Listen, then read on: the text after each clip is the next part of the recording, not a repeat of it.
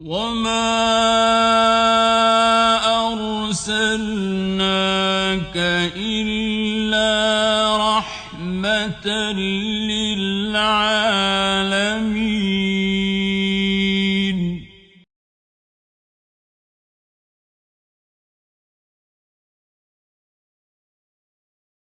আলহামদুলিল্লাহ। আমরা গত সেশনে আমরা কোথায় ছিলাম? সিরাতে পাকে নাজ্জাশী তার সময় পার করে তিনি যখন ইন্তেকাল করলেন, ওনার গায়েবানা জানাজা হলো, তাই না? এখন আমরা আসি যে নাজ্জাশী যখন ইন্তেকাল করেন তখন ওনার জানাজা ওখানে হয়নি। কারণ হচ্ছে যে সমস্ত মুহাজিরিনরা ওখানে গিয়েছিলেন ওনারা চলে আসেন সবাই মদিনাতে। আর ওখানে ইসলাম কেউ কবুল করেছে কি করে নাই, কত লোকে কবুল করে থাকলেও কেউ কেউ সেটা প্রকাশিত হয়নি। ওনার জানাজা পড়ানোর কেউ ছিল না, সেজন্য নবী করিম সাল্লাল্লাহু আলাইহি ওয়াসাল্লাম ওনার জানাজা পড়িয়েছেন। সাহাবারা হিজরি বা নবুয়তের জিন্দেগির ৭ম বছরে ৭ বছরের মাথায় মদিনায় চলে এসেছেন। অর্থাৎ না, হিজরাতের ৭ বছরের ভিতরেই মদিনায় চলে আসেন। হিজরতের পরে আস্তে আস্তে আস্তে আস্তে বাকিরা সর্বশেষ হিজরতের ৭ বছরের মাথায় তারা চলে আসেন মদিনায়। আর হিজরতের পরে ৯ বছরের মাথায় ইন্তেকাল হয় নাজ্জাশীর। তিনি রজব মাসে ইন্তেকাল করেন ৯ম হিজরি। আর তার ২ বছর আগেই প্রায় বাকি সাহাবীরা চলে আসেন। আবিসিনিয়াতে মুসলমানরা ছিলেন বেশ কিছুদিন, বিশেষ করে জাফর ইবনে আবি তালেব যিনি লিডার ছিলেন তাদের। ওনার আগে কিছু কিছু সাহাবীরা অলরেডি মদিনায় চলে গেছেন। নবী করিম সাল্লাল্লাহু আলাইহি ওয়াসাল্লাম হিজরতের পরে তিনি সঙ্গে সঙ্গে চলে যাননি, তিনি কিছুদিন ছিলেন। এবং বেশ কিছু সাহাবী হিজরি ৭ম বছর পর্যন্ত, তাহলে হিজরতে পারে প্রায় ৭ বছর থাকলেন, আগে তো কিছুদিন থাকলেন। ওনারা ওখানে থেকে কি করলেন? বসে বসে অ্যাসাইলাম চেক করে বসে থাকলেন? কিছু দাওয়াতি কাজ করলেন না? এরকম একটা প্রশ্ন এসেছে। তো এইগুলো আমরা তত্ত্ব তালাশ করলাম যে জাফর ইবনে আবু তালেব রাদিয়াল্লাহু আনহু তো অনেক ভালো দাঈ ইলাল্লাহ। তিনি যেভাবে বক্তৃতা দিয়েছেন, নাজ্জাশীর সামনে ইসলামকে প্রেজেন্ট করেছেন, তিনি চুপ করে বসে আছেন, কোনো দাওয়াতি কাজ মোটেই করেননি। এটাও তো বিশ্বাসযোগ্য হতে পারে না। কি হয়েছে? প্রায় ১০ বছরের মতো ওনারা থাকলেন যাওয়ার পর থেকে। হিজরতের আগে ৩ বছরের মতো, হিজরতের পরে আরো ৭ বছরের মতো, ১০ বছর। তো নিশ্চয়ই তারা কিছু কাজ করেছেন। তো এইটার ইতিহাস কিছু পাওয়া যাচ্ছে না, কোন সিরাতের সোর্সে পাওয়া যায় না। এই জমানার অন্যতম একজন বড় আলেম ভারতের আবুল হাসান আলী নাদভী রাহিমাহুল্লাহ, উনি বলেন যে আমরা মনে হয় না যে এত সুন্দর পরিবেশে ওনারা কোনো দাওয়াতি কাজ করেন নাই, কিন্তু আমাদের কাছে কোনো ভিত্তি পাওয়া যাচ্ছে না, কোনো বিবরণ পাওয়া যাচ্ছে না, রেফারেন্স পাওয়া যাচ্ছে না যে কিভাবে দাওয়াতি কাজ করলেন, কিছু লোক ইসলামের ভিতরে ঢুকলো কিনা। এটা একটা পজিটিভ জায়গা ছিল, কিন্তু পাশাপাশি কিছু বৈরী দিকও ছিল। যেখানে নাজ্জাশীর মতো বাদশাহ ইসলাম কবুল করেও তিনি ওপেনলি এটা বেশি কিছু আর করতে পারলেন না, তিনি নিজেও অনেকটা গোপন রেখেছেন। কারণ খ্রিস্ট ধর্মের তখন সাংঘাতিক একটা প্রভাব সেখানে ছড়িয়ে আছে। আর ইসলামের অনুসারী যে কয়জন আছেন তারা সেখানে প্রবাসী মাত্র, অ্যাসাইলাম সিকার অল্প কয়জন। কাজে চ্যালেঞ্জ করার মতো কিছু সেখানে নাই যদি তাদের পক্ষ থেকে বড় বাধা আসে। কাজেই ওনারা ওপেনলি হয়তো তেমন কোনো দাওয়াতি কাজ করেননি, কিন্তু ভিতরে ভিতরে কিছু হয়তো বা করেছেন। এবং তার প্রমাণ একটুখানি আসছে পরবর্তী পর্যায়ে একটা ঘটনায়। ওনাদের হিজরত করার পরে নাজ্জাশীর সঙ্গে ওনার কথাবার্তা ওপেনলি তাদের কোর্টে যেটা হলো, হওয়ার পরে সেখানে এই ব্যাপারে একটু সাড়া পড়ে গেল। হিজরতের ২-৩ বছর আগে মক্কা থাকা অবস্থায় আবিসিনিয়া থেকে প্রায় জনাভিষেক মানুষ আসলেন। তারা সবাই খ্রিস্টান ছিলেন।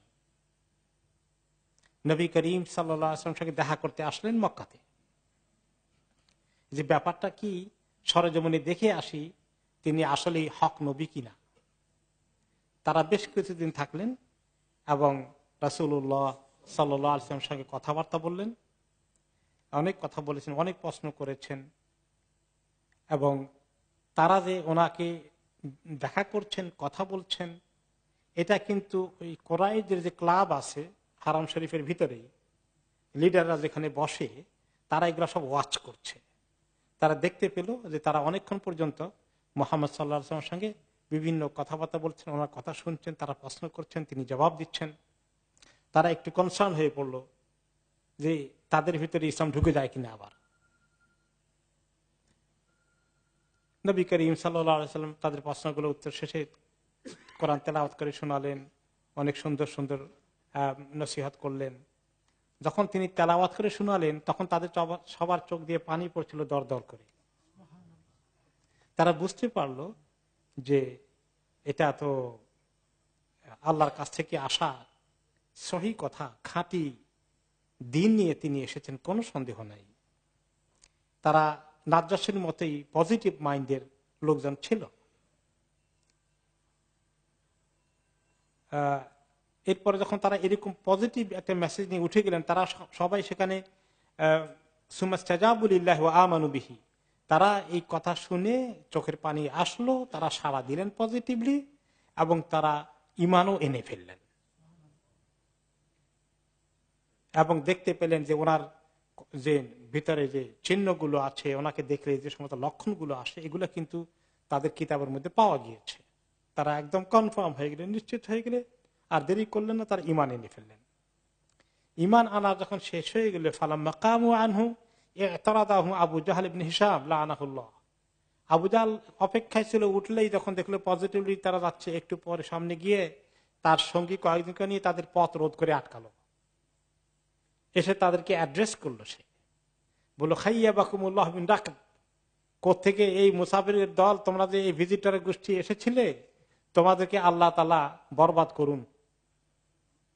তোমাদেরকে তোমাদের দেশের লোকজন পাঠিয়েছিল যে এই নবীর দুরভিসন্ধি, তার মিথ্যা নবীর নবুয়তের খোঁজ খবর নিয়ে তোমরা যাবা, তারা অপেক্ষায় আছে, তোমরা এই যে একটা সত্য নবী নয়, খাঁটি নবী নয়, এই সমস্ত কথাবার্তাগুলো তোমরা নিয়ে যাবা।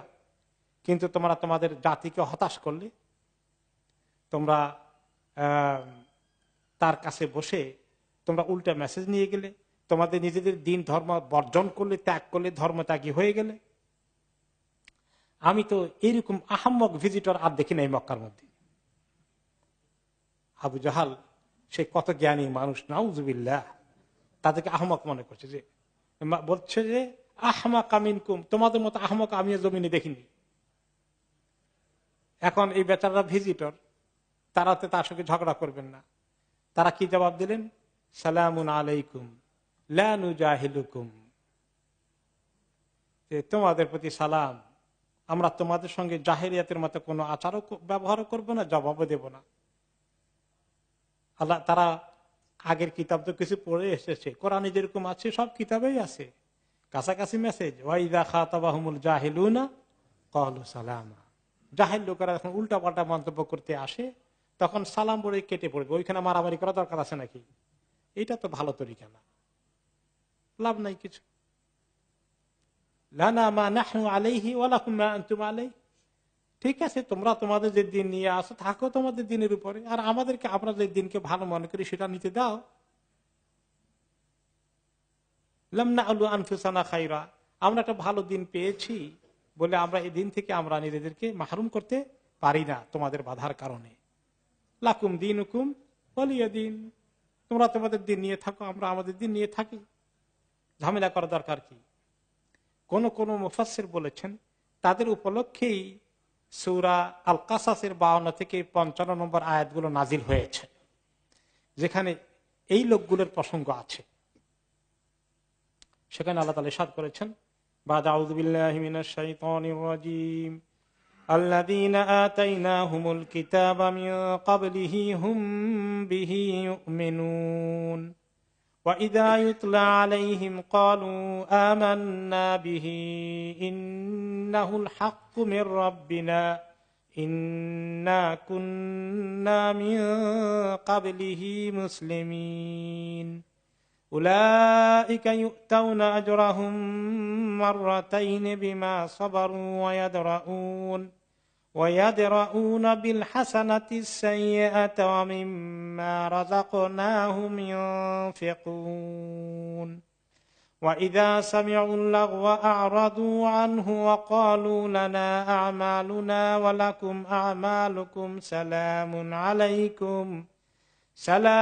عليكم لا نبتغي الجاهلين।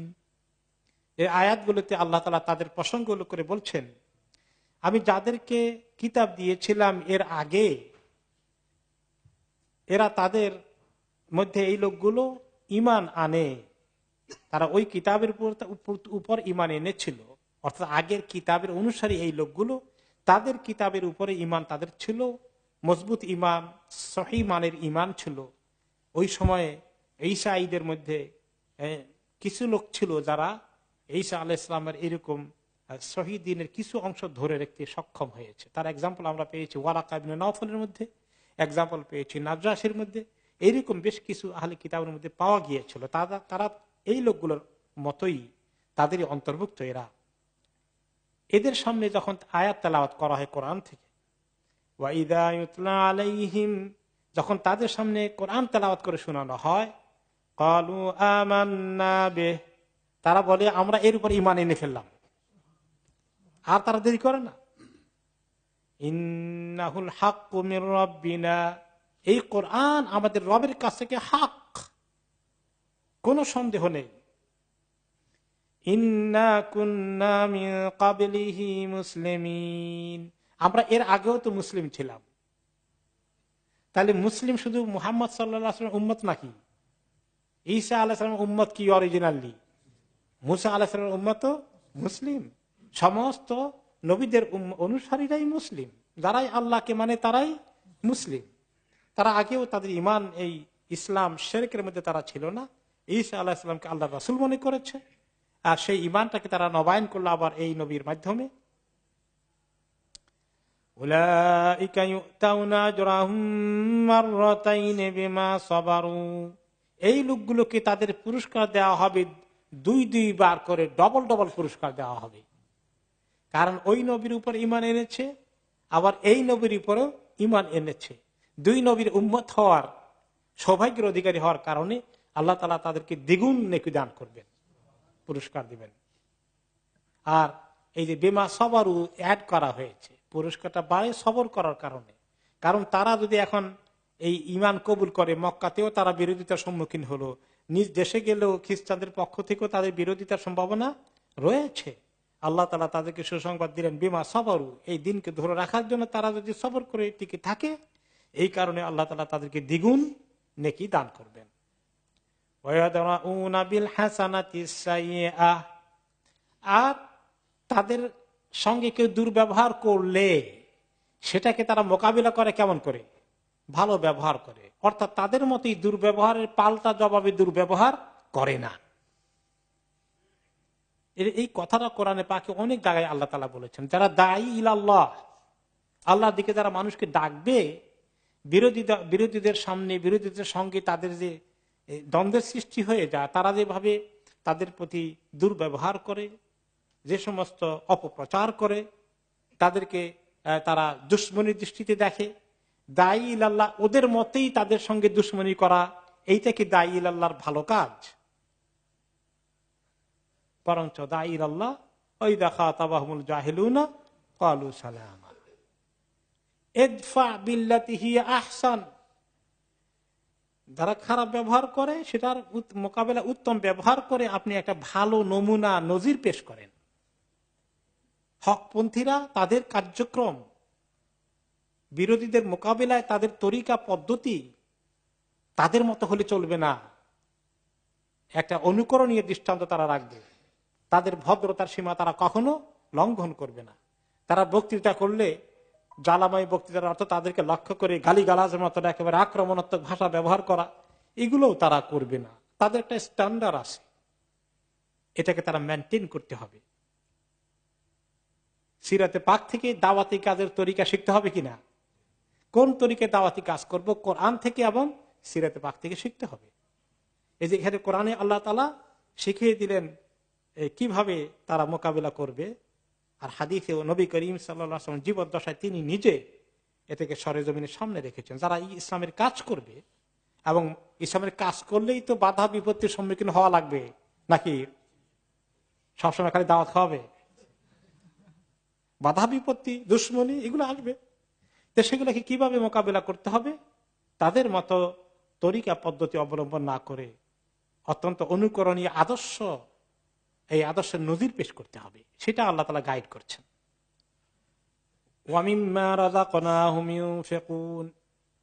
এখন দাঈল আল্লাহদেরকে বলা হচ্ছে যারা ইসলামের এই আদর্শের অনুসরণ করবে, সবর যেমন করবে, তাদের উল্টা পাল্টা দুশ্মনীর মোকাবিলায় সুন্দরভাবে এগুলাকে তারা মোকাবিলা করে সমস্যা, দ্বন্দ্ব, সংঘাত এড়িয়ে কোন রকমে দিনের কাজ চালিয়ে যাওয়ার একটা প্রচেষ্টা তারা চালাবে। অমিম্মা রাযাকনাহুম ইউনফিকুন, তার সাথে সাথে আল্লাহ বলছেন তারা নিজেদের টাকা খরচ করে আল্লাহর রাস্তায় তারা ব্যয় করবে। শারীরিকভাবে দাঈল আল্লাহ কাজ করবে, নিজে পরিশ্রম করবে, নিজের পকেটে টাকা খরচ করবে ফি সাবিলিল্লাহ, এগুলো করে জারি রাখতে হবে।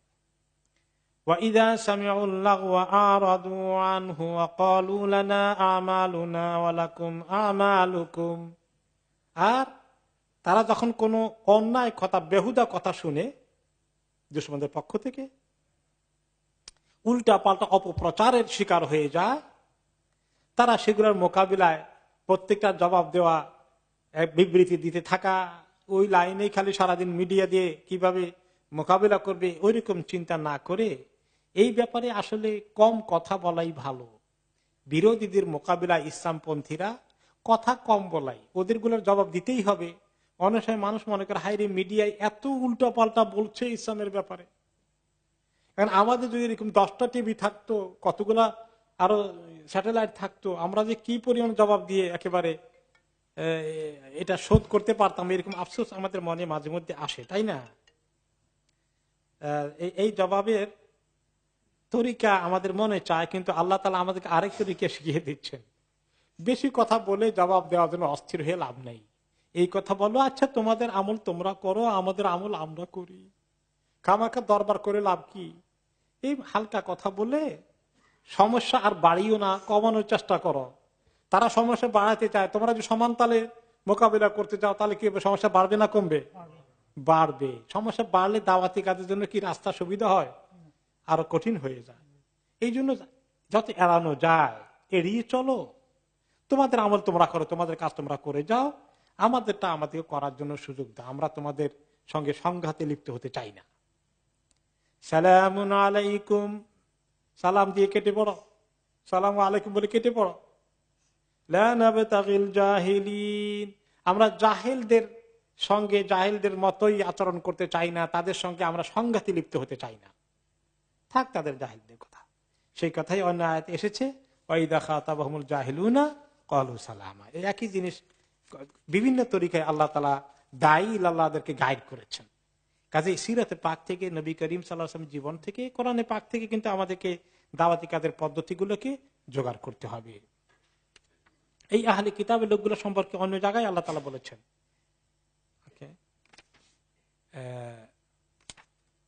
الذين آتيناهم الكتاب يتلونه حق تلاوته أولئك يؤمنون به। সূরা আল বাকারাতে 121 নম্বর আয়াতে আল্লাহ তাআলা বলেছেন, যাদেরকে আমি কিতাব দিয়েছিলাম তারা ওই কিতাবকে ঠিকমতো তেলাওয়াত করে, উলাইকা ইউমিনুনা বিহি, তারা এর প্রতি ঈমান আনে।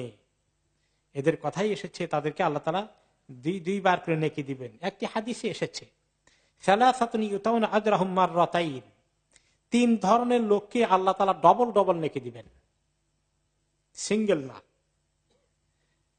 কারা কারা?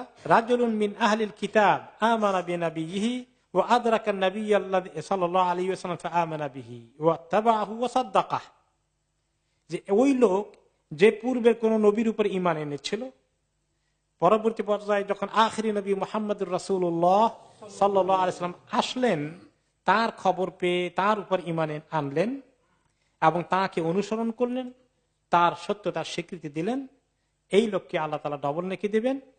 ও আব্দুল মামলুকুন আদ্দা হাক্কাল্লাহি ওয়া হাক্কা সাইয়্যিদিহি, আর এমন কৃতদাস, যখন পৃথিবীতে কৃতদাস ছিল, সে কারো কৃতদাস হিসাবে তার দাসত্ব করে, গোলামি করে, কিন্তু আল্লাহর গোলামি যেমন ঠিকমতো আদায় করে, মনিবের গোলামিতেও ত্রুটি করে না। তার দুইজনের গোলামি করতে হয়, আল্লাহর গোলামি করতে হয়, আবার তার মনিবের গোলামি করতে হয়, দোনোটারই সে হক আদায় করে, আল্লাহ তাআলা তাকে দ্বিগুণ নেকি দান করবেন। আর ওয়ারাজুলুন কানাত লাহু আমাতুন ফাগাদাহা ফাআহসানা গিদাআহা সুম্মা আদাবাহা ফাআহসানা তা'দীবাহা সুম্মা আতাকাহা ফাতাযাওয়াজাহা, আরেকজন কৃতদাস দাসী যখন ছিল, যে কৃতদাসী বালিকাকে সে সুন্দর করে মানুষ করেছে, তাকে ভালো আদব কায়দা শিখিয়েছে, লেখাপড়া শিখিয়েছে, খাবার দাবার ঠিক মতো দিয়েছে, বড় হওয়ার পরে এই কৃতদাসী বালিকাটাকে সে মুক্ত করে দিয়েছে, স্বাধীন করে দিয়েছে, এবং পরবর্তী সে তাকে নিকাহ করে বিয়ে করে নিজ স্ত্রীর মর্যাদা দিয়েছে, একেও আল্লাহ তাআলা ডবল ডবল নেকি দান করবেন। তাহলে কৃতদাস মুক্ত করার জন্য আল্লাহ তাআলা উৎসাহিত করেছেন। এরকম লোকদের ক্যাটাগরিতে এই খ্রিস্টানগুলো পড়েছিলেন। এখানে বোঝা গেল যে কিভাবে আল্লাহ তাআলা আমাদেরকে দাওয়াতি কাজের পদ্ধতি অবলম্বন করতে হবে জাহেলদের মোকাবেলায়, যখন তারা অন্যায় আচরণ শুরু করে দেয়। সুন্দর একটা গাইডলাইন আল্লাহ তাআলা আমাদেরকে দিয়েছেন। নাজ্জাশী এবং তার পরবর্তী খ্রিস্টানদের মক্কায় আগমন, এই কাহিনী শেষে এখন মক্কাতে তোলপাড় চলছে। মক্কার লোকেরা এখন দিশেহারা হয়ে যাচ্ছে। কারণ কি? তারা দেখতে পাচ্ছে এখন যে ইসলাম কেন জানি বাড়ছে, ছড়িয়ে যাচ্ছে, এবং বিভিন্ন তরিকায় বেড়ে যাচ্ছে। তারা দেখলো যে নাজ্জাশী তাদেরকে জায়গা দিয়েছে, শেল্টার দিয়েছে। তার আগে ওমর ইবনে খাত্তাব ইসলাম কবুল করেছেন, হামজা রাদিয়াল্লাহু আনহু ইসলাম কবুল করেছেন, বিভিন্ন কবিলা থেকে লোকেরা আসে ইসলাম কবুল করে নিয়ে যাচ্ছে। 20 জন লোক আবিসিনিয়া থেকে এসে খ্রিস্টান ইসলাম কবুল করে চলে গেল। এখন তারা চিন্তা করলো যে না, এভাবে চলতে দেওয়া যায় না, কিছু একটা করতে হবে, ইসলামের প্রচারকে থামাতে হবে। তখন তারা একটি মিটিং ডাকলো।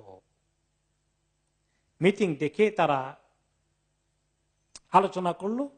যে আলোচনা সিদ্ধান্ত হলো যে একটি চুক্তিপত্র করতে হবে। সমস্ত কোরাইশ কবিলা আশেপাশে যারা আছে তারা সবাই মিলে একটা চুক্তিবদ্ধ হলো যে বনি হাশিম আর বনি আল মুত্তালিব, এই দুই গোষ্ঠী যেহেতু মুহাম্মদ রাসূলুল্লাহ সাল্লাল্লাহু আলাইহি ওয়াসাল্লাম আপন গোষ্ঠী, তারা কিছুতেই মুহাম্মদ সাল্লাল্লাহু আলাইহি ওয়াসাল্লামকে আমাদের কাছে হ্যান্ড ওভার করলো না। তাকে তারা প্রশ্রয় দিচ্ছে, আশ্রয় দিচ্ছে।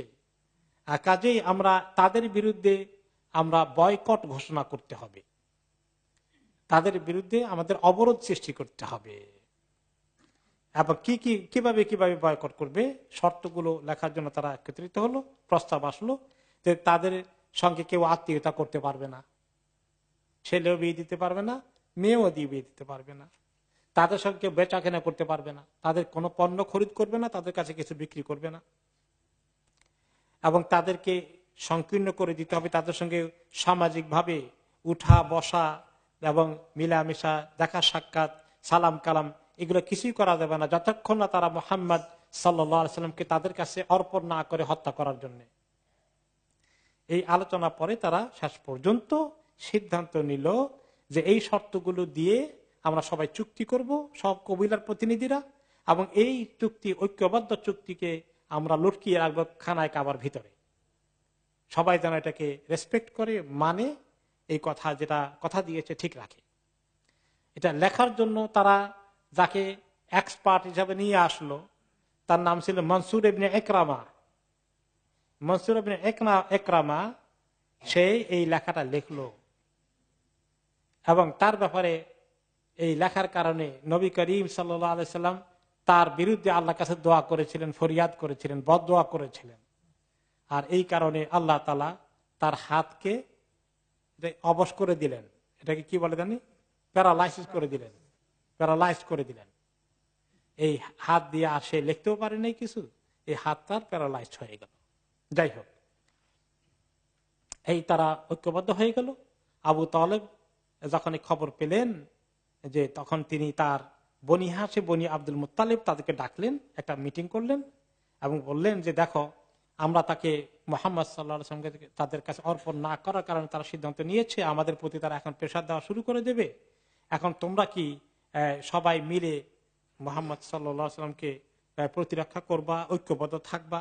তিনি সবাই একমত হলো যে হ্যাঁ, মুসলিম না হলেও তারা সবাই নিজ গোষ্ঠীর এই লোকটির, নীতিবান মানুষটাকে তারা প্রতিরক্ষার জন্য তারা সবাই ঐক্যবদ্ধ হলো, যে না, যে কোনো মূল্যে আমরা তাকে তাদের হাতে তুলে দেব না, এবং তার উপরে কোন আঘাত আসে আমরা সবাই মোকাবিলা করব। তার জন্য যদি তাদের বয়কটের শিকার হয়ে আমাদের কষ্ট করতে হয়, সে কষ্ট আমরা সবাই মেনে নেব।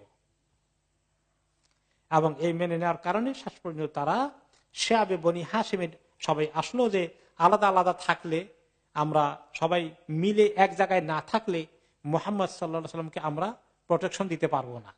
কাজে সবাই মিলে এক জায়গায় সমবেত হও, ওইখানে সবাই মিলে থাকবো, মুহাম্মদ সাল্লাল্লাহু আলাইহি ওয়াসাল্লামকে সেখানে আমাদের মাঝখানে রাখবো।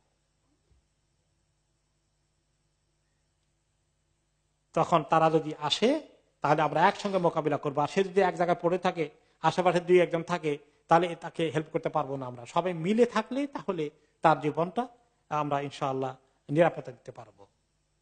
তখন তারা ওই শিয়াবে আবু তালেবে ঢুকলো এবং সেখানে তারা সবাই গেল বনি হাশিম বনি আব্দুল মুত্তালিবের, কিন্তু একমাত্র বনি হাশিম থেকে আবু লাহাব, ওনার আপন চাচা, সে সেখান থেকে বেরিয়ে আসলো এবং অন্যদের ক্যাম্পে, অন্যদের দলে যোগ দিয়ে সেটাকে বরঞ্চ নেতৃত্ব করতে আসলো। আবু তালেব তাকে নিয়ে, সবাইকে নিয়ে শিয়াবে আবু তালেবের এই জায়গায় আশ্রয় নিলেন। তিনি জানেন এরপরেও ভাতিজার ব্যাপারে তিনি নিশ্চিত নন, কোনখান দিয়ে রাত্রে অতর্কিত হামলা করে ঘুমের মধ্যে সে তাকে হত্যা করে ফেলে। সেই জন্য তিনি কি করতেন, নবী করিম সাল্লাল্লাহু আলাইহি সাল্লামকে তিনি বলতেন যে তোমার ব্যাপারে আমি নিশ্চিত নই।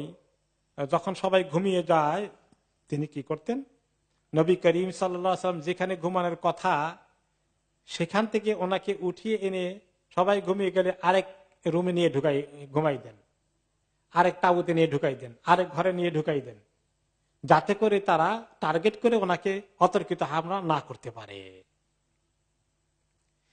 এইভাবে শিয়াবে আবু তালেবে ঢুকার পরে 3টি বছর তাদেরকে প্রচন্ড এক কঠিন পরিস্থিতির মোকাবিলা করতে হলো।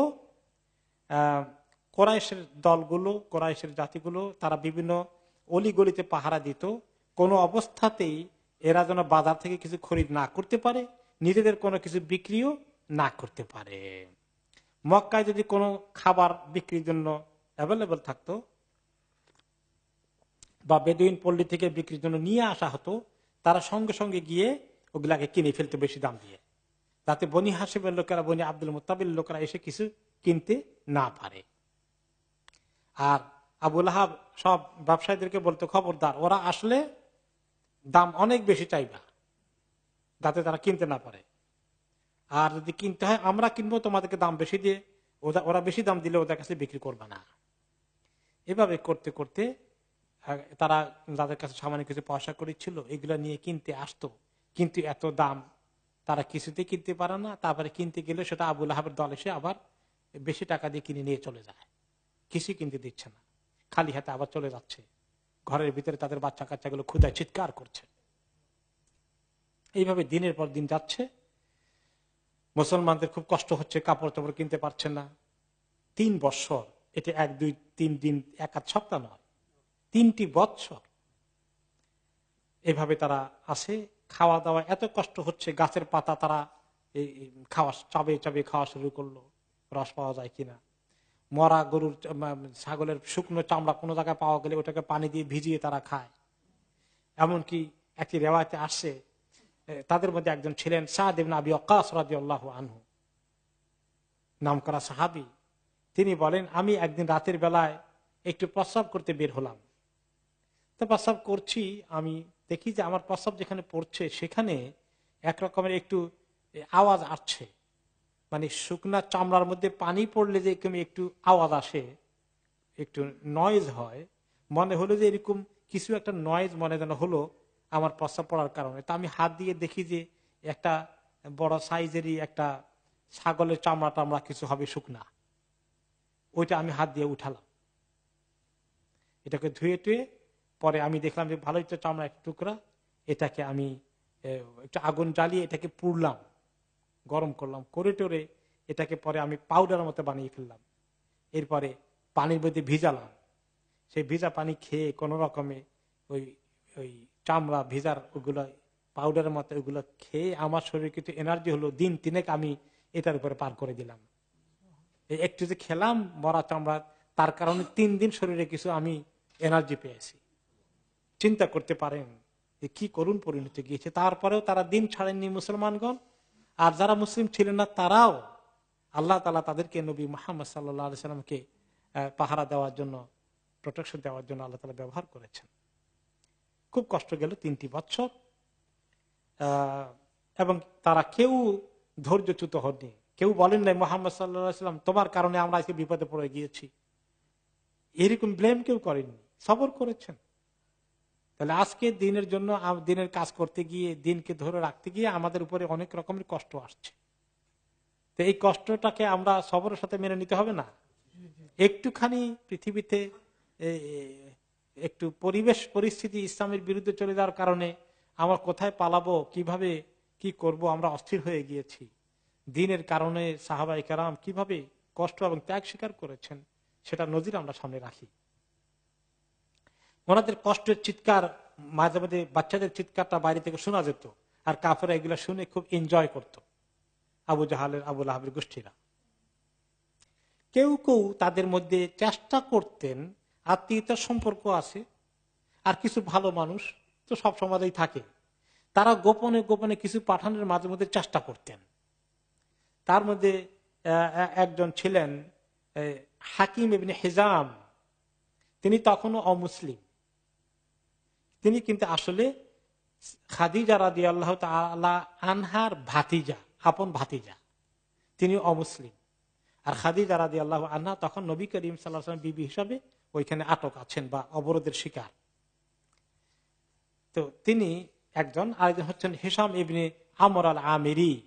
এই বেচারা আরেকজন মানুষ। এই বেচারাও রাতের বেলায় কিছু কিছু তার উটের উপরে খাবার নিয়ে বোঝাই করে দিয়ে গোপনে সব কাফেররা ঘুমিয়ে গেলে গভীর রাতে, রাতের 1টা 2টা 3টার দিকে উটটাকে নিয়ে তাদের এরিয়া ছেড়ে দিয়ে আসতেন, খাবার কিছু দিয়ে। তারা কিছু খেতেন, পরে তারা উটটাকে ফেরত দিতেন, তিনি উট নিয়ে চলে আসতেন। একদিন হাকিম ইবনে হিজাম, খাদিজা রাদিয়াল্লাহু আনহার ভাতিজা, তার গোলামকে নিয়ে কিছু আটা বা গম নিয়ে তিনি তার ভাতিজা মানে তার ফুফু নাকি তার ফুফুর কাছে পাঠানোর জন্য পাঠালেন, যাচ্ছেন। আর ওই সময় আবু জাহালের সঙ্গে দেখা হয়ে গেল। আবু জাহাল টের পেয়ে গেছে। ওয়াকালাল্লাহু আতাযহাবু বিত্তামি ইলা বনি হাশিম, এই খাবার তুমি কি বনি হাশিমের ওইখানে নিয়ে যাচ্ছ? ফাওয়াল্লাহি লা তাবরাহু আনতা ওয়া তাআমুকা হাত্তা আফদাহাকা বিমাক্কা, এই খাবার তুমি নিতে পারবে না, তোমাকে আমি এক্সপোজ করে দেব, মক্কার কাছে ধরিয়ে দেব যে তুমি আমাদের এই সিদ্ধান্তের বিপরীত গোপনে তাদের সঙ্গে আতাত করো এবং তাদেরকে খাবার সাপ্লাই দাও। এই কথাবার্তা যখন চলছে, এই সময় আবুল বাখতারি নামে আরেকজন আসলেন, এসে বললেন আবু জাহালকে, আর এই বেচারা পাঠাচ্ছে তার ফুফুর কাছে, তুমি এটা নিয়ে এত পারাবারি করো কেন? আবু জাহাল বলল, ইয়াহমিলু তাআমা ইলা বনি হাশিম, সে বনি হাশিমের কাছে খাবার দিবে আর আমি চুপ করে থাকবো? আবুল বাখতারি তখন বললেন, তাআমুন কানা লি আম্মাতিহি ইনদাহু বাআসাত ইলাইহি, আরে খাদিজা একজন ধনী মানুষ, খাদিজা কত কিছু খাদিজা তার এখানে রাখছিল, খাদিজার খাবারই তো তাকে দিতে গেছে, সে নিজের থেকে দিছে নাকি? একটু কায়দা করে কথা বলে নাকি? তার খাবার তাকে দিতে গেছে, তুমি সেটা বাধা দাও কেন? আফাতামনাহু আন ইয়াতিহা বিতাআমিহা, খাদিজা নিজের খাবার নিয়ে আসবে, সেখানে তুমি বাধা দেওয়ার তোমার রাইট কে দিয়েছে? তখন আবু জাহাল অসুবিধা করতে পারলো না, কিন্তু তারপরেও দুইজনের মধ্যে ধস্তাধস্তি হয়ে গেল। ওকে, তা ধস্তাধস্তি হওয়ার পরে আবুল বাখতারি তাকে মানে একটা ওই হাড্ডি পাওয়া গেছিল আপনার এই উটের মাথা থেকে, ওটা নিয়ে দিছে তাকে একবার। তারপরে তাকে বাড়ি দিয়ে ধস্তাধস্তি করে তাকে একদম মাটিতে ফেলে দিয়েছে। তার ওই সময় হামজা রাদিয়াল্লাহু আনহু দেখতে পাচ্ছেন তার ক্যাম্পের ভিতর থেকে, সাহাবে আবি তালেবের ভিতর থেকে দেখতে পাচ্ছেন। তখন আবু জাহাল চিন্তা করলো যে না, আর বেশি বাড়াবাড়ি করা ঠিক না, আমরা মারামারি করতেছি, ওরা দেখলে তো খুশি হয়ে যাবে। তাড়াতাড়ি করে সে এখান থেকে চলে গেল। তো ওই অবস্থাতেই সেই সাহাবে আবু তালেবের ভিতরে এক শিশুর জন্ম হয়। শিশু হলেন এই উম্মতের সবচেয়ে বড় মুফাসসির, ওনার নাম কি? আব্দুল্লাহ ইবনে আব্বাস রাদিয়াল্লাহু আনহুমা। আব্বাসের ঘরে আব্দুল্লাহর জন্ম হয়ে যায় এই কঠিন পরিস্থিতির মধ্যেই। যাই হোক, এখন এই যে 3টি বৎসর তাদের সঙ্গে বয়কট করে তাদেরকে, তারা ইচ্ছা করেছিল ক্ষুধায় মরতে মরতে তারা মরবে, সাফ হয়ে যাবে, এবং মুহাম্মদ সাল্লাল্লাহু আলাইহি ওয়াসাল্লাম মরে শেষ হয়ে যাবেন তাদের শেষ, অথবা তারা ক্ষুধার যন্ত্রণা অতিষ্ঠ হয়ে বাধ্য হবে মুহাম্মদ সাল্লাল্লাহু আলাইহি ওয়াসাল্লামকে তাদের কাছে অর্পণ করতে, তাকে হত্যা করার জন্য তাদের হাতে ছেড়ে দিতে। এরকম তো হয় অনেক সময়, মানুষ যখন টিকতে পারেন না তখন বলে যে একটাই মরুক, আমরা সবাই বাঁচি, ইয়ানাফসি ইয়ানাফসি শুরু করে দেয়। কিন্তু আলহামদুলিল্লাহ মুমিনগণ সেটা করেননি, এবং কি বনি হাশিম বনি আব্দুল মুত্তালিবের অমুসলিমগণ পর্যন্ত সেটা করতে রাজি হয়নি।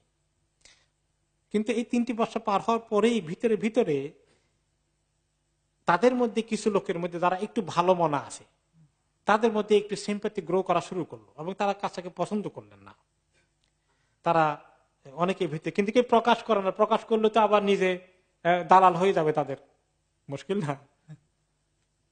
যে এভাবে সমাজকে ডিভাইড করেছে যে আপনি কোনো হকে পন্থীদের ব্যাপারে সিম্প্যাথিও দেখাতে পারবেন না, কোনো সহমর্মিতা দেখাতে পারবেন না, তাহলে আপনাকে তাদের দুশ্মন মনে করা হবে, জাতীয় দুশ্মন মনে করা হবে। এইরকম একটা পরিস্থিতি সৃষ্টি হয়ে আছে। তারপরে দেখা গেল কিছু লোক বেশ সিম্প্যাথেটিক, তারা চিন্তা করছিলেন। তাদের মধ্যে হিশাম ইবনে আমর, তিনি, তার সঙ্গে বনি হাশিমের ঘনিষ্ঠ আত্মীয়তা ছিল, এবং তিনি একজন অন্য একটি কবিলার অত্যন্ত সম্মানিত ব্যক্তিত্ব, মক্কা সবাই তাকে খুব সম্মান করে। তিনি গোপনে গোপনে খাবার পাঠানোর জন্য অনেক চেষ্টা করেছেন, কিন্তু তিনি চিন্তা করলেন কিছু একটা করা দরকার, এভাবে আর কতদিন। তিনি চলে গেলেন আরেকজন সম্মানিত লোক মক্কার, জুহাইর ইবনে আবি উমাইয়া আল মাখজুমির কাছে। আর এই জুহাইর ইবনে আবি উমাইয়া আল মাখজুমি হচ্ছেন আব্দুল মুত্তালিবের নাতি। আব্দুল মুত্তালিবের মেয়ে ছিলেন আতেকা, নবী করিম সাল্লাল্লাহু আলাইহি ওয়াসাল্লামের ফুফু, তার ছেলে, অর্থাৎ নবী করিম সাল্লাল্লাহু আলাইহি ওয়াসাল্লাম ফুফাতো ভাই। এই তিনি তখনও অমুসলিম, ইসলাম কবুল করেননি, মক্কা শহরে আসেন, সমাজে আসেন। তার কাছে তিনি গেলেন, জোহাইরের কাছে গেলেন, বলেন ইয়া জোহাইর। হেশাম গেলেন জোহাইরের কাছে, জোহাইর তুমি খাও, কেমন লাগে তোমার খাবারটা খেতে? ও তাল বসে সিয়াব, কাপড় চোপড় তোমার গায়ে আছে, ওদের কাপড় চোপড় ছিঁড়ে টুকরা টুকরা হয়ে গেছে, তারা হাফ নেকেড হয়ে আছে, তাদের গায়ে কাপড় নাই। তান কহেন নিসা, তোমাদের ছেলে মেয়েদের বিয়ে শাদী হচ্ছে, আর তোমার মামার গোষ্ঠী যারা আছে এভাবে, তাদের গায়ের কাপড় নাই, তাদের খাবার নাই, আপন আত্মীয়তা, তাদের সঙ্গে বেচা কিনা করে না, ছেলে মেয়ে বিয়ে শাদী দেয় না, তুমি ঠিক মতো খানা দানা করো, তোমার কাছে কেমন লাগে বলো? তোমার কষ্ট হয় না তাদের কষ্ট দেখে? আমা ইন্নী আহরিফু বিল্লাহি লাউ কানু আখওয়ালা বনি আবিল হাকাম ইবনে হিশাম সুম্মা দাআউতুহু ইলা মিসলি মা দাআকা ইলাইহি মিনহুম মা আজাবাকুম ইলাইহি আবাদান। তুমি দেখো না, এই যে আবু জাহালের গোষ্ঠীর সঙ্গে কেউ যদি এরকম আচরণ করতো, বা আবু লাহাবের, তারা কিন্তু এটাকে কখনোই মেনে নিত না। তুমি তোমার আপন আত্মীয়দের সঙ্গে এরকম ব্যবহারটাকে কিভাবে মেনে নিলে আমাকে বলো। এটা তরিকা বের করলেন তার ভিতরে একটা চেতনা সৃষ্টি করার জন্যে। ওই হাগাইয়া হেশাম, হেশাম তুমি চিন্তা করো,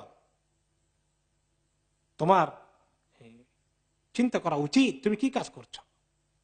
তখন সে বলল, ফামাদা আসনা, আমি কি করব তাহলে বলো, আমি একলা কি করতে পারি? ইন্নামা আনা রাজুলুন ওয়াহিদ, আমি একলা তো কিছু করতে পারি না, আমার সঙ্গতে কেউ দেবে না। ওয়াল্লাহি লাউ কানা মাই রাজুলুন আখার লাকুমতু ফি নাকদিহা হাত্তা আনকুদাহা, আমার সঙ্গে আরেকজন লোক পাইলে আমি উঠতাম, গিয়ে আমি ওই খানা কাবার থেকে ওই সন্ধি চুক্তিপত্র যেটা করেছে ওটা খুলে ফেলতাম, ছিঁড়ে ফেলে দিতাম। তখন ইনি বললেন, জোহাইর ইবনে হিশাম বললেন তখন যে আমি আরেকজন পাইছি। আরেকজনকে বলে, আরেকজন হচ্ছে আমি। আমরা দুইজন রেডি আছি, তুমি রেডি আছো, আমি রেডি আছি। কলা আনা, তখন জোহাইর তাকে বলল আফগানা রাজুলান সালেসান, বলে দুইজন বেশি সুবিধা হবে না, 3 নম্বর একজনকে বাইর করতে পারবে না, দেখো থার্ড ওয়ান পাওয়া যায় কিনা খোঁজো। তখন তিনি থার্ড ওয়ান খোঁজার জন্য গেলেন। হিশাম কার কাছে গেলেন? মুতাইম ইবনে আদি, আরেক লিডার মক্কার। বলে ইয়া মুতাইম আকাদ রাদিতা আন ইয়াহলিকা বাতনান মিন বনি আব্দে মানাফ। হে মুতাইম ইবনে আদি, তুমি তো কুরাইশ বংশের একটা শাখার লিডার, প্রভাবশালী ব্যক্তিত্ব। এই কুরাইশ বংশেরই আরো 2টা গোষ্ঠী, বনি হাশিম বনি আব্দুল মুত্তালিব, না খাইয়ে মরছে। তুমি দেখো এই অবিচার চলছে সমাজের মধ্যে, জুলুম তাদের প্রতি করা হচ্ছে, তোমার কোন বিবেকে দংশন করে না? আমা আল্লাহ ইন আমকানতুমুহুম মিন হাদিহি লাতাজিদান্নাহুম ইলাইহা মিনকুম আসরা। ক্বালা ওয়াইহাক ফামাযা আসনা। তখন তিনি বললেন যে তা আমি কি করব বলো, আমি একলা কি করতে পারবো? মুতাইম বলল ইন্নামা আনা রাজুলুন ওয়াহিদ, আমি একলা, আমার কথা কে শুনবে? ক্বালা কাদ ওয়াজাদতু সানিয়ান, বলে তুমি একলা কই, আরেকজন পাইছি। আরেকজন কে? আরেকজন তো আমি। ওকে, কয় না তুমি, আমরা 2 জন হবে না, 3 নম্বর জোগাড় করো। কাদ ফালতু 3 নম্বর পাইছি। মান হুয়া, 3 নম্বরটা কে? জোহাইর ইবনে আবি উমাইয়া। কয় না ঠিক আছে, 3 জন হয়েছে, ভালোই হয়েছে, আরেকজন পাওয়া যায় কিনা দেখো, 4 জন হলে সুবিধা হবে। তখন আস্তে আস্তে এসে গেলে এবার আরেকজনকে খোঁজ করতে, ওই যে আবুল বখতারি যে একটু পজিটিভ ছিল, তার কাছে গেল, একই কথা বললো মুতাইম ইবনে আদি। তখন সে বলল যে ঠিক আছে, তুমি তখন বললা কিছু করতে মনে চায়, আমাকে হেল্প করার কি আছে? বলে আছে আছে। বলে কে? বললো যে জোহাইর ইবনে আবি উমাইয়া, মুতাইম ইবনে আদি, আর আমিও আসি, তুমি আসা, 4 নম্বর হয়ে গেল, আমরা 4 জন হয়ে গেছি। ওলা আবিগানা খামেসান, 4 জন হয়েছে, ভালোই হয়েছে, 5 নম্বর পাওয়া যায় কিনা দেখো। তখন তারা গেল জামা ইবনুল আসওয়াদের কাছে, তার কাছে গিয়ে একই কথা বলল। সে বলল আচ্ছা, তো তুমি তো ভালোই বললা, আসলে চিন্তার বিষয়, তো এই বিষয় কি আর কাকে পাওয়া যাবে? কলা আছে, আরো আছে। কয়জন আছে? তখন তিনি নিজে সহ 4 জনের হিসাব দিলেন, তো 5 জন হয়ে গেল। ঠিক আছে চলো। তারা সবাই রাতের বেলায় তারা চলে আসলো, এক জায়গায় বসে মিটিং করলো যে আমরা কি করতে পারি, কি করণীয়, আমরা ঐক্যবদ্ধভাবে সিদ্ধান্ত নিই, চলো সলা পরামর্শ করি। গভীর রাতের অন্ধকারে তারা বসে পরামর্শ করলো, করে তারা একমত হয়ে গেল যে ঠিক আছে, আমরা যে কোনো মূল্যে এই যে জুলুম করার জন্য যে পত্র লেখা হয়েছে, চুক্তিপত্র করা হয়েছে, খানা কাবা থেকে ছেড়ে টুকরা টুকরা করে ফেলে দেবো, ডিক্লেয়ার করে দেবো কাবা শরীফের ওখানে গিয়ে, এই অন্যায় জুলুমের কোন সিদ্ধান্তের সঙ্গে আমরা একমত নই,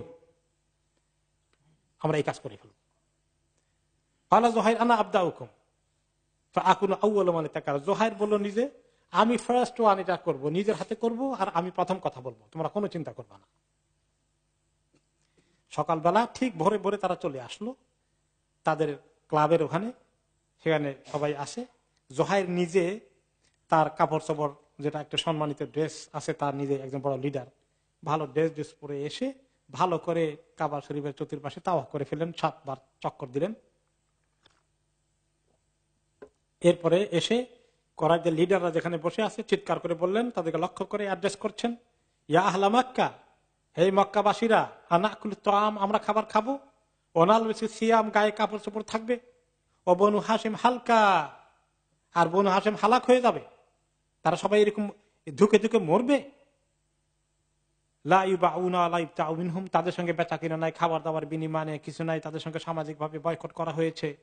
আমি আল্লাহর কসম, এই যে দাঁড়িয়েছি আমি বসবো না যতক্ষণ পর্যন্ত না এই অন্যায় চুক্তিপত্রকে টুকরো টুকরো করে না ছেড়ে ফেলেছি। এটা একটা জুলুমের সিদ্ধান্ত নিয়েছি আমরা, এটা ঠিক হয়নি। আবু জহল দাঁড়িয়ে উঠে বলল, লানাহুল্লাহ, আল্লাহ তাকে লানত করুক। জোহাইরকে বলছে সে। সেই মসজিদের আরেক মাথায় ছিল, দৌড়ে আসলো, তার উপর আল্লাহ লানত পড়ুক, কাযাবতা আল্লাহ লা তুসাদ, তুমি মিথ্যাবাদী, জোহায় তোমার কথা ঠিক হবে না, আল্লাহর কসম এই চুক্তিপত্রকে ছিঁড়তে দেওয়া হবে না। জামা ইবনুল আসওয়াদ বলেন তাকে, আবু জাহালকে লক্ষ্য করে, আনতা ওয়াল্লাহি আকযাব, আল্লাহর কসম তুমি সবচেয়ে বড় মিথ্যাবাদী। মা রাদিনা কিতাবাহা হাইসু কুতিবা, এই যে জুলুমের এই নথিপত্র লেখা হয়েছে, চুক্তিপত্র লেখা হয়েছে, আমরা বিগিনিংও আমরা কেউ হ্যাপি ছিলাম না, তুমি এই আকাম করেছ। আবুল বাখতারি বলল, জামা ঠিক মতোই বলেছে, তার কথা ঠিক, আমি তার সঙ্গে একমত।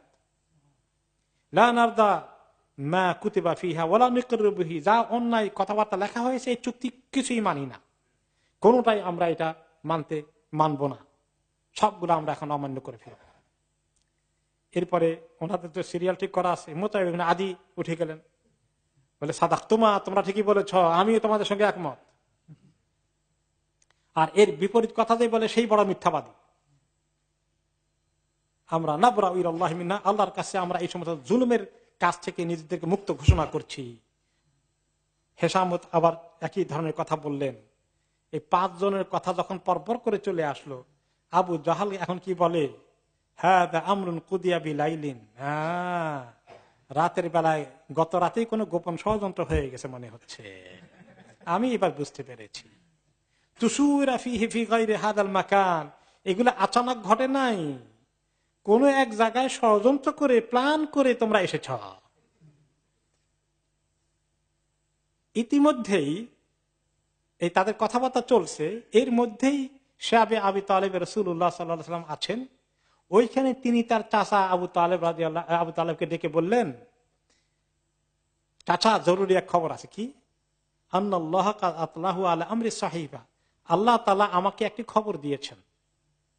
এই যে চুক্তিপত্র তারা খানা কাবার লটকিয়ে রেখেছে, চুক্তিপত্রের কাগজকে খেয়ে ফেলেছে পোকাগুলো।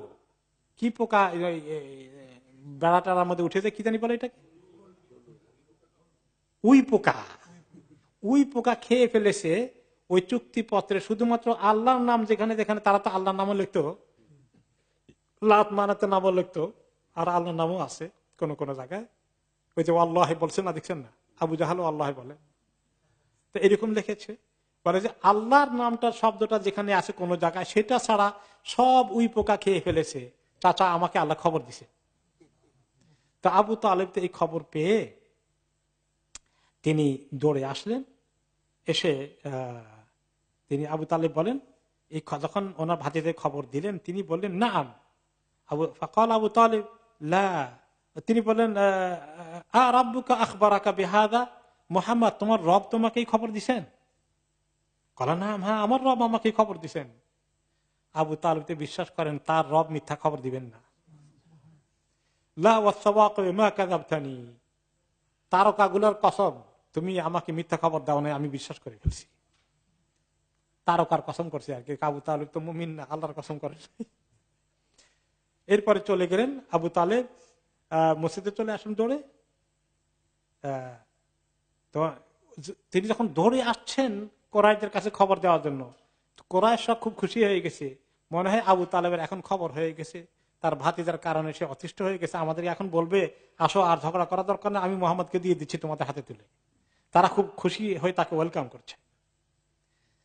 তো এখন আসার পরে আবু তালেব বললেন, কাদ হাদাসাত উমুরুন বাইনানা ওয়া বাইনাকুম, তো আমাদের তোমাদের মধ্যে তো অনেক কথাবার্তা হয়ে গেল, অনেক কিছু ঘটে গেল, ইতিমধ্যে এতগুলো বছর পার হয়ে গেল। ফাতু বিসহিফাতিকুম আল্লাতী ফিহা মাওয়াসিকুকুম, আমার একটা কথা আছে, যে চুক্তিপত্র লটকিয়ে রেখেছ সেটাকে মেহেরবানি করে নিয়ে আসবা, একটু আমরা একটু আমাদের সামনে নিয়ে আসি। ফালা আল্লাহু আন ইয়াকুনা বাইনানা ওয়া বাইনাকুম সুলহুন, আশা করা যায় ওটা আনলে আমাদের মধ্যে কথাবার্তা হয়ে আমরা কিছু এটাকে একটা সাইজ করতে পারি, লাইনে আসতে পারি, কিছু কোন জায়গায় কম্প্রোমাইজ করা যায়, উভয় পক্ষ কিছু আলোচনা করতে পারি, তোমরা একটু কাজ করো, ওটাকে নিয়ে আসো। তো উনি বলেন নাই যে আমাকে মোহাম্মদ খবর দিছে, এইটা বলেন নাই অ্যাডভান্স। কেন বলেন নাই জানেন? তারা ওটা আনুক, আনতে গিয়ে তারা নিজেরাই দেখুক, তারা নিজেরাই নিজেদের গালে থাপড়টা নিজের হাতে খাক, উনি তাদেরকে নিজের হাতে থাপড় দেবেন না। ওকে, তো কারণ উনি যদি এটা বলেন তো তারাও জানে যে মুহাম্মদ সাল্লাল্লাহু আলাইহি সাল্লাম মিথ্যা কথা বলেন না, এটা শুনলে তারা কেউ এটা আনতেও যাবে না। আর এই জন্য তিনি এটা বলেন নাই। ওকে, তারপর আবু তালেব বললেন, ইন্নামা আতাইতুকুম লিউতিয়াকুম আমরান ফিহি নাসাফুন বাইনি ওয়া বাইনাকুম। তখন তারা যায় না আনতে, তখন তিনি বললেন, আমি আসছি যে তোমাদেরকে একটা ইনসাফের কথা বলতে, তোমাদের আমাদের মধ্যে যে অন্যায় অবিচার হচ্ছে এর ইনসাফ ভিত্তিক একটা ফয়সালা করতে। ইন্না ইবনে আখি কাদ আখবারানি ওয়ালাম ইয়াকযিবনি কাত্ত। আমার ভাতিজা আমাকে খবর দিয়েছে, এবং সে কখনো কোনোদিন আমাকে কোনো মিথ্যা খবর দেয়নি। আল্লাহ সাল্লাত আলা সাহিফাতিকুম আল্লাতী কাতাবতুমুল আরাদা। আল্লাহ তাআলা তোমাদের এই চুক্তিপত্রকে উই পোকা লাগিয়ে দিয়েছেন এবং সব কিছু খেয়ে ফেলেছে, শুধুমাত্র অংশটুকু বাকি আছে যেখানে আল্লাহর নাম তারা লিখতো বিসমিকা আল্লাহুম্মা, এরকম তরিকায় লিখতো, ওই অংশটা ছাড়া সব খেয়ে ফেলেছে। তারপরে তিনি তখন বললেন, অন্য রায়াতে আসে, আবু তালেব তখন বললেন যে দেখো, এভাবে যদি হয়, এভাবেই যদি তোমাদের ওখানে এটা লেখা থাকে, পরিপূর্ণভাবে থাকে, তাহলে আমার ভাতিজা মিথ্যাবাদী, তোমাদের লেটা ঠিকই আছে, তাহলে আমি তাকে হ্যান্ড ওভার করে দেবো তোমাদের কাছে। আর আমার ভাতিজা যদি ঠিক কথা বলে থাকে, সেটার প্রমাণ হয়ে যায়, তাহলে তোমরা এই অন্যায় কাজ করো না, আল্লাহর পক্ষ থেকে সাইন এসে গেছে, তোমরা জুলুম করেছ, সেটাকে আল্লাহ তাআলা বরবাদ করে দিয়েছেন, কাজেই তোমরা অন্যায় সিদ্ধান্ত থেকে সরে আসো। এরপরে এই কথা বলে তিনি এবং সবাই মিলে আবু তালেব নিজে কাবার ওখানে গেলেন, গিয়ে আল্লাহর কাছে দোয়া করতে থাকলেন আবু তালেব। যদিও শিরকে বিশ্বাসী আছেন তখনও, কিন্তু স্টিল আল্লাহ তাদের আছে, দুইটাই আছে।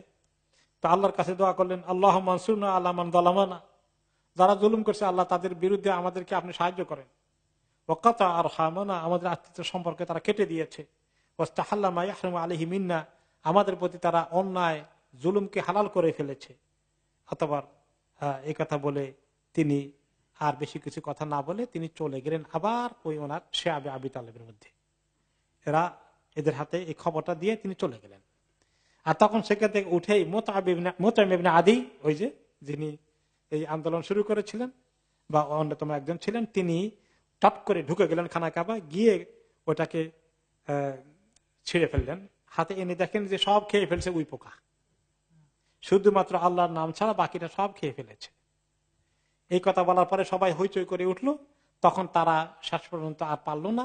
ওরা যখন যে কয়জন 5 জনের নেতৃত্বে বাকিদের সবাই কনভিন্স করে ফেললেন, আবু জাহল আবুল আহাব দুষ্টম বেশি কাজে লাগলো না, যে ঠিক আছে বয়কট এখানে ফিনিশ। তখন আলহামদুলিল্লাহ নবী করিম সাল্লাল্লাহু আলাইহি সাল্লাম, আবু তালেব, সে আবু তালেব থেকে সবাই তখন বের হয়ে আসলেন। সে মানে যে একটা গিরিপথের মতো, দুই পাহাড়ের মাঝখানে থাকার একটা জায়গা, এটার নাম হয়েছে এই জন্য সে আবি তালেব। তো এখানে যখন তিনি আবার বেরিয়ে আসলেন, আসার পরে আস্তে আস্তে সবকিছু স্বাভাবিক হয়ে গেল। স্বাভাবিক মানে ওনাদের ঘরে যাওয়া, থাকা বা খাওয়া চলা, বেচা কিনা, এই নর্মাল লাইফ চলে আসলো। আর এই সুযোগে নবী করিম সাল্লাল্লাহু আলাইহি সাল্লাম দাওয়াতি কাজকে আবার জোরসোরে বাড়িয়ে দিলেন। বিভিন্ন জায়গায় তিনি আলাপ আলোচনা করা শুরু করে দিলেন। যখন কোনো পথিক আসে তাদের কাছে খবর দেন। এরপরে অন্য জায়গায় তিনি লোক পাঠান, বিভিন্ন কবির লোকেরা আসে দেখা সাক্ষাৎ করে। কিন্তু কুরাইশদের চিন্তা বেড়ে গেল। তারা দেখলো যে আবু তালেব তো বোধহয় এখন মরে যাবেন, তার সময় হয়ে গেছে। তো আবু তালেব মরার আগে যদি তার কাছে তাকে কনভিন্স করা যায় ভাতিজাকে থামানোর জন্য, সর্বশেষ আরেকটা চেষ্টা আমরা চালাই। উনি খুবই অসুস্থ হয়ে পড়লেন, প্রায় শেষ অবস্থা। তারা বুঝতে পারলো যে ওনার সময় আর বেশি নাই। তো তারা বললো যে চলো এই লাস্ট চান্স আমরা নিয়ে নেই, দেখি বেচারাকে কিছু করা যায় কিনা। তখন তারা প্রায় 25 জনের মতো লোক আসলো তার সঙ্গে একসঙ্গে দেখা করতে। তাদের মধ্যে বড় বড় লিডার সবগুলো ছিল, ওতবা, সাইবা, আবু জাহাল, উমাইয়া বিন খালাফ, আবু সুফিয়ান, আসিফ বিন ওয়াইল, এরকম করে লিডার মার্কা অনেকগুলো আসলো। এসে বলল, ইয়া আবা তালেব আনতা কাবীরুনা ইন্নাকা কাবীরুনা সাইয়্যিদুনা, আপনি আমাদের সবচেয়ে বড় লিডার, এই মক্কার সবচেয়ে সম্মানিত যত লিডার আছে সবার মধ্যে আপনি শ্রেষ্ঠ। তো আপনি জানেন কিভাবে আমরা সম্মান করি আপনাকে, এবং কিভাবে আমরা আপনাকে সুযোগ দিয়েছি, বারে বারে আপনার ভাতিজার ব্যাপারে বলেছি, তো একটা কাজ করেন, আপনার ভাতিজাকে একটু ডাকেন, ডেকে একটু কম্প্রোমাইজ করে দেন, সে থামুক কিছু, আমাদের সঙ্গে একটা কম্প্রোমাইজে আসুক, আলাপ আলোচনা করে একটু আন্ডারস্ট্যান্ডিং এ আসুক। তো আবু তালেব চিন্তা করলেন ভালোই তো, তারা একটা পজিটিভ মুড নিয়ে যদি এসে থাকে, ভাতিজায় যদি কিছু কম্প্রোমাইজ করে, তারাও কিছু করে, অসুবিধা কি। তো ভাতিজাকে ডাকলেন, উনি শুয়ে আছেন, আর ওনার পাশে একটু জায়গা আছে, ওই জায়গায় যদি যেন মোহাম্মদ সাল্লাল্লাহু আলাইহি ওয়াসাল্লাম এসে না বসতে পারেন, ওইখানে গিয়ে আবু জাহাল কি করলো, ওই জায়গাটা গিয়ে বসলো, কারণ যে ভাতিজার দিকে তাকাইলে আবু তালেব দুর্বল হয়ে যাবে, এই চান দেওয়া যাবে না, ওই জায়গাটায় সে গিয়ে বসে গেল। তো নবী করিম সাল্লাল্লাহু আলাইহি ওয়াসাল্লাম ঢুকছেন, আর জায়গা নাই, দরজার পাশে তিনি দাঁড়িয়ে আছেন। তো আবু তালেব তাকে বলছেন, ইয়া ইবনে আখি, ভাতিজা, হাউলাই আশরাফু কওমিক, এই যে দেখছেন এতগুলো লোক আসছে, সবাই কিন্তু এই কোরাইশ জাতির, আমাদের গোষ্ঠীর সবচেয়ে সেরা সেরা লোকগুলো আসছে, তারা সবাই একটা প্রস্তাব নিয়ে আসছে যে তোমাকেও তারা কিছু ছাড় দিবে, তুমি কিছু ছাড় দাও বাবা, দিয়ে মোটামুটি এই মুরব্বীদের কথা মানা যায় কিনা একটু চিন্তা করে দেখো বাবা। তো তারা আবদার করেছে তাদের মূর্তিগুলোর ব্যাপারে একটু খারাপ মন্তব্য না করা, তারা মোটামুটি তোমাকে আর বেশি দুশ্মনী করবে না, আমাকে একটু কথা দিয়েছে, তো তুমি একটু কি মনে করে, মনে হয় খারাপ না প্রস্তাবটা, চিন্তা করে দেখবা। ফাকাল রাসূলুল্লাহ সাল্লাল্লাহু আলাইহি ওয়াসাল্লাম, তিনি সবাইকে অ্যাড্রেস করলেন এখন, আরাআইতুম ইন আতাইতুকুম হাদিহি, আচ্ছা আমি যদি তোমাদের কাছে তোমাদের অনেক কথা মেনে নেই, হাল আনতুম মু'তিয়া কালিমাতান, তোমরা কি আমার একটা কথা মেনে নিবা, ইন আনতুম তাকাল্লামতুম বিহা মালাকতুম বিহাল আরব, আমার কথাটা তোমরা যদি বলে ফেলো, একটি কথা যদি মানো, তাহলে সমস্ত আরবদের নেতৃত্ব তোমাদের হাতে চলে আসবে। ওয়াদানাত আল্লাকুম বিহাল আজম, শুধু আরব নয়, অনারবরা তোমাদের নেতৃত্বে, তোমাদের কর্তৃত্বে, তোমাদের আন্ডারে চলে আসবে, আল্লাহ তাআলা তোমাদেরকে এমন শান দিবেন। তো এরপরে এভাবে যখন বললেন, আবু তালেব বলেন, কালিমাতুন ওয়াহিদা, একটি বাক্য, এক কথা, কালিমাতুন ওয়াহিদা, তো এক কথা মাত্র, এক কথা বললেই হয়ে যাবে, এক কথা বললেই হয়ে যাবে, বেশি দরকার নাই। তা আবু জাহাল ভাই, বলো এক কথা কেন, 10 কথা বলবো, বলো তুমি, অসুবিধা কি, যদি সারা দুনিয়া নেতৃত্বের হাতে আসে, অসুবিধা কি। ফাকাল রাসূলুল্লাহ সাল্লাল্লাহু আলাইহি ওয়াসাল্লাম, উরিদু মিনহুম কালিমাতান ওয়াহিদা, ওকে, ও তাকুলু ফামা হিয়া, ক্বালা তাকুলুনা লা ইলাহা ইল্লাল্লাহ ওয়া তাখলাউনা মা তা'বুদুনা মিন দুনি, শুধু লা ইলাহা ইল্লাল্লাহ বলে আল্লাহকে মেনে নাও, আর এই যে মাবুদ গুলো, শিরকের মুশরিক গুলোকে তোমরা ইবাদত করো, এগুলো ইবাদত ছেড়ে দাও, বাস এটা হলে কাজ হয়ে যাবে। ফাকাল আবু তালেব, আল্লাহি ইবনে আখি মা রাআইতুকা সাআলতাম শাতাতা, ও এক ছোট বাচ্চা আবু তালেব বলে, ভাতিজা তুমি তো বেশি কিছু চাও নাই, একটি বাক্য মাত্র, ঠিকই তো আছে, এক বাক্য বলতে অসুবিধা কি। এখন জামাউল মুশরিকিন, যখন মুশরিক লিডার এখন বলে, হাতের মধ্যে এরকম করে হতাশা ব্যক্ত করে বলছে, আতুরিদিয়া মুহাম্মদ আনতা জাআলাল আলিহাতা ইলাহান ওয়াহিদা, মুহাম্মদ এই সমস্ত মাবুদকে ফেলে দিয়ে তোমার এক মাবুদে আমাদের চলবে, সবগুলো বর্জন করে একমাত্র মাবুদ ধরতে বলো। ইন্না আমরা কালা আজাব, তোমার ব্যাপারটা বড়ই আশ্চর্যজনক, বড়ই অদ্ভুত। একে অপরকে বলে, ইন্নাহু ওয়াল্লাহি মা হাযার রাজুল বিমুতিকুম শাইআন মিম্মা তুরিদুন, তখন একে অপরকে কানে কানে বলে, আরে এই মুহাম্মদ বুঝি তোমাদেরকে একটু ছাড় দিবে মনে করছো না, তোমরাও এমন বুদ্ধিমান, তার কাছে চাও তোমরা। ওকে, ফান্তালিকু আমদু আলা দীনি আবাইকুম, এই মজলিস ভেঙে তারা হট্টগোল করে চলে গেল। ফালাও ঈশা, তার সঙ্গে আলাপ আলোচনা কোনো প্রশ্ন আসে না, কিছু সে ছাড় দিবে না। হাত্তা ইয়াহকুম আল্লাহু বাইনাকুম ওয়া বাইনাহু, আল্লাহ তাআলা তোমাদের মধ্যে তার মধ্যে ফয়সালা করা ছাড়া মুহাম্মদের কাছে কোনো ফয়সালা নাই। চলে গেল। থুম্মা কামু মিন ইনদিহি ওয়া হুম ইয়াকুলুন, তারা উঠতে উঠতে চ্যালেঞ্জ করে চলে গেল, আল্লাহি লানাসতুমান্নাক, মুহাম্মদ তোমাকে আমরা নিন্দার ঝড় আমরা উঠাই দেব তোমার ব্যাপারে, ওয়া ইলাহাকা আল্লাযী ইয়ামুরুকা বিহাযা, তোমার যে মাবুদ তোমাকে এই সমস্ত কথা বলে তার বিরুদ্ধেও আমরা উঠে পড়ে লাগবো, মনে রেখো। চ্যালেঞ্জ ভেঙে গেল এই মজলিস। আল্লাহ তাআলা নাজিল করে দিলেন নবী করিম সাল্লাল্লাহু আলাইহি ওয়াসাল্লামের আয়াত, কারণ ওনার তো মনটা ভাঙ্গা, চাচাকে বুড়ো বয়সে তিনি হেল্প করতে পারলেন না, চাচা চাইছিলেন কম্প্রোমাইজ করতে, তারা উল্টো আরো থ্রেট করে চলে গেল। তো আল্লাহ তাআলা তখন কোরআনে আয়াত নাজিল করে দিলেন, সূরা সদ থেকে আয়াত নাজিল হয়ে গেল। সূরা সদের শুরুতে বিসমিল্লাহির রহমানির রহিম সদ ওয়াল কুরআনি যিজ যিকর, কোরআন, যে কোরআনের মধ্যে রয়েছে সমস্ত শিক্ষণীয় বিষয়, সুন্দর উপদেশগুলো, এইগুলা শোনার পরেও বালিল্লাযীনা কাফারু ফি ইজ্জাতিন ওয়া শিকাক, যারা কাফের তারা নিজেদের খুব তাদের নিজেদের বড়াই, নিজেদের পজিশন, নিজেদের পদ, নিজেদের দুনিয়ার নেতৃত্বের খাহেশ তাদেরকে এই শিকাকের দিকে নিয়ে গেল, এই কোরআনকে বয়কট করতে, বর্জন করতে, তার বিরুদ্ধে চলে যেতে তাদেরকে লাগিয়ে দিল। তারা কি জানে? কাম আহলাকনা মিন ক্বাবলিহিম মিন করনিন ফানাদাউ ওয়ালা তাহিনা মানাস, এর আগে আমি কত জাতিকে ধ্বংস করেছি, এবং যখন তাদের উপর আযাব চলে এসেছে তারা চিৎকার করে বলেছিল আমরা আযাব থেকে মুক্তি চাই, আল্লাহকেও ডেকেছে, কিন্তু আযাব এসে গেলে তখন কি আর কোনো কাজে লাগেছে?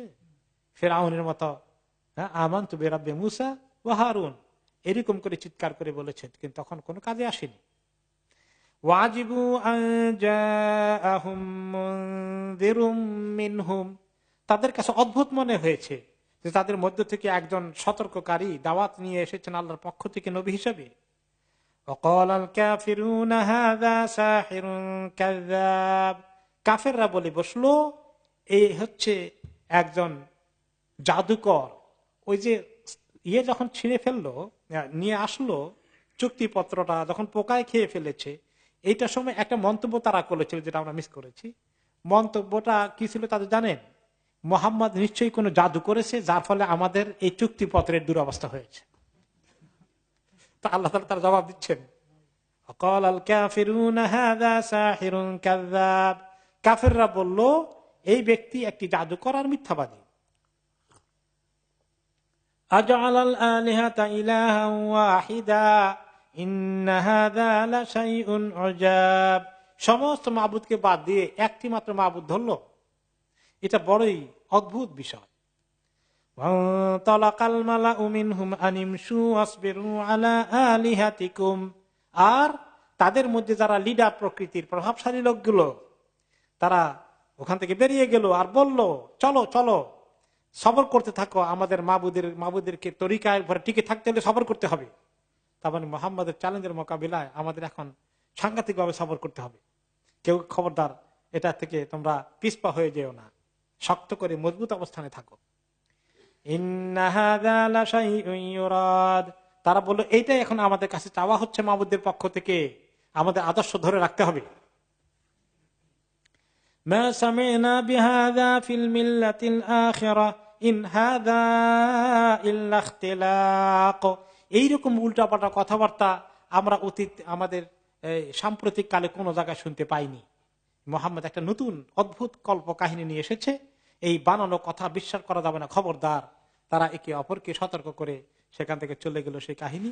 আল্লাহ তাআলা এই কোরআন আয়াত নাজিল করে দিয়ে পাঠিয়ে দিলেন। এরপরেই আবু তালেবের ইন্তেকাল হয়ে যাবে।